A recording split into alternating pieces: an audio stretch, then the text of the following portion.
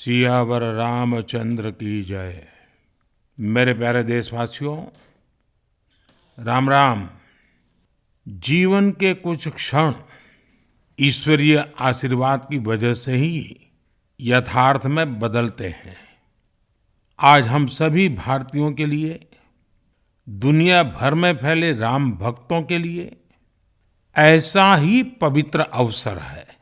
हर तरफ प्रभु श्री राम की भक्ति का अद्भुत वातावरण, चारों दिशाओं में राम नाम की धुन, राम भजनों की अद्भुत सौंदर्य माधुरी। हर किसी को इंतजार है 22 जनवरी का, उस ऐतिहासिक पवित्र पल का। और अब अयोध्या में रामलला की प्राण प्रतिष्ठा में केवल 11 दिन ही बचे हैं। मेरा सौभाग्य है कि मुझे भी इस पुण्य अवसर का साक्षी बनने का अवसर मिल रहा है। ये मेरे लिए कल्पनातीत अनुभूतियों का समय है। मैं भावुक हूँ, भाव विह्वल हूँ। मैं पहली बार जीवन में इस तरह के मनोभाव से गुजर रहा हूँ। मैं एक अलग ही भाव भक्ति की अनुभूति कर रहा हूँ। मेरे अंतर मन की ये भाव यात्रा मेरे लिए अभिव्यक्ति का नहीं, अनुभूति का अवसर है। चाहते हुए भी मैं इसकी गहनता, व्यापकता और तीव्रता को शब्दों में बांध नहीं पा रहा हूँ। आप भी भली भांति मेरी स्थिति समझ सकते हैं। जिस स्वप्न को अनेकों पीढ़ियों ने वर्षों तक एक संकल्प की तरह अपने हृदय में जिया, मुझे उसकी सिद्धि के समय उपस्थित होने का सौभाग्य मिला है। प्रभु ने मुझे सभी भारतवासियों का प्रतिनिधित्व करने का निमित्त बनाया है। निमित्त मात्रम भव सव्यसाचिन। ये एक बहुत बड़ी जिम्मेदारी है। जैसा हमारे शास्त्रों में भी कहा गया है, हमें ईश्वर के यज्ञ के लिए, आराधना के लिए स्वयं में भी दैवीय चेतना जागृत करनी होती है। इसके लिए शास्त्रों में व्रत और कठोर नियम बताए गए हैं, जिन्हें प्राण प्रतिष्ठा से पहले पालन करना होता है। इसलिए आध्यात्मिक यात्रा की कुछ तपस्वी आत्माओं और महापुरुषों से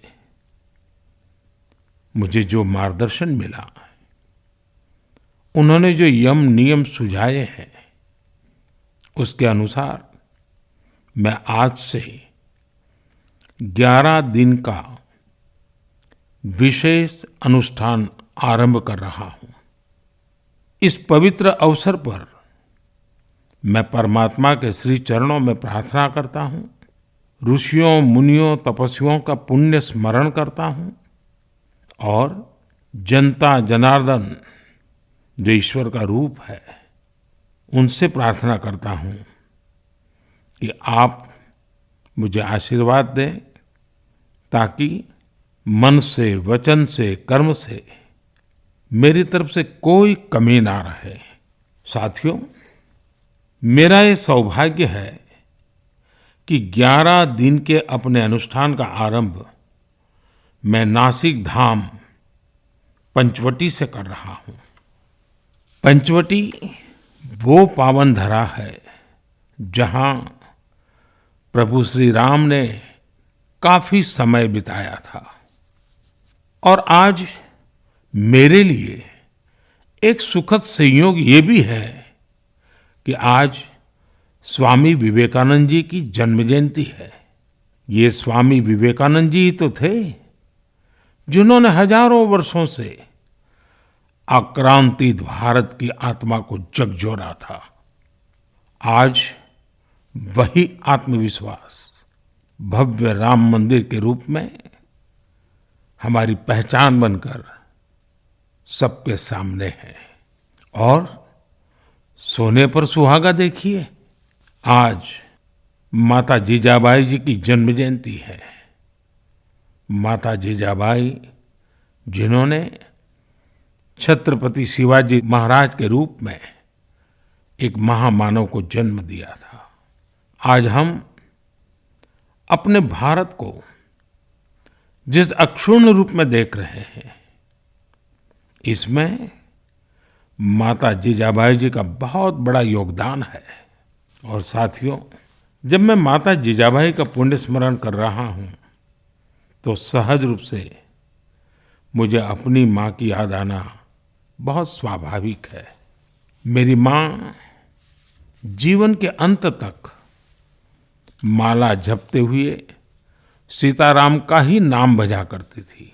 साथियों, प्राण प्रतिष्ठा की मंगल घड़ी, चराचर सृष्टि का वो चैतन्य पल, आध्यात्मिक अनुभूति का वो अवसर, गर्भगृह में उस पल क्या कुछ नहीं होगा। साथियों, शरीर के रूप में तो मैं उस पवित्र पल का साक्षी बनूंगा ही, लेकिन मेरे मन में, मेरे हृदय के हर स्पंदन में 140 करोड़ भारतीय मेरे साथ होंगे। आप मेरे साथ होंगे, हर राम भक्त मेरे साथ होगा और वो चैतन्य पल हम सबकी साझी अनुभूति होगी।